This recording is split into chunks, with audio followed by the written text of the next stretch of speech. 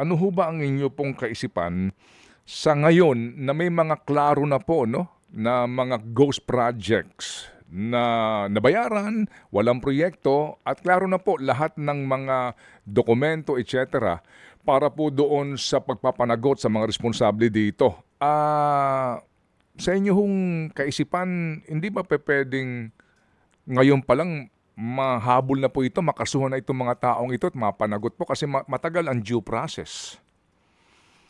Tama sir kayo, ano? Tama po kayo Sir Ted. Ano? Kailangan ho talaga pagkabuo ng komisyon, talaga in 1 week dapat meron ho talagang mga resulta. Kaya ho talagang matindi ho dapat ang ugnayan na ginagawa na ho ng DPWH at kung sino pa po ang mga tumutulong.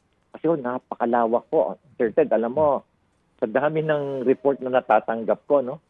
At gagawa pa nga ho kami ng EPSA M4GG, gagawa pa ho kami ng isang website na pwede pong mag-submit ang mga taong bayan ng kanilang mga obserbasyon at mga report at mga ebidensya.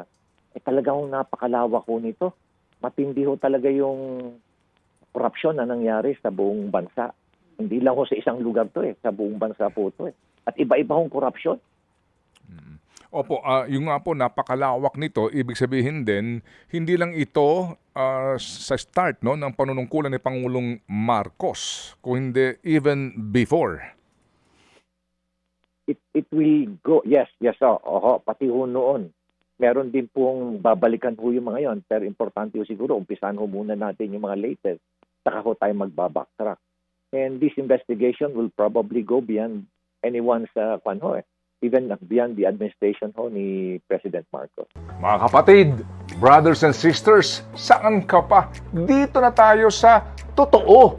Dito na tayo sa True FM. Mga kapatid, mag-subscribe and follow po kayo sa social media accounts ng True Network PH. Yan po kami, hanapin nyo lang True Network PH, Facebook, Instagram, YouTube, TikTok, and podcast. Mapa Apple or Spotify man yan, mahahanap nyo kami. Lahat ng mga napapanood at napapakinggan nyo po sa programa, nasa social media accounts namin yan. So, paano mga kapatid? See you sa social media! Dito tayo sa totoo, tunay at tapat.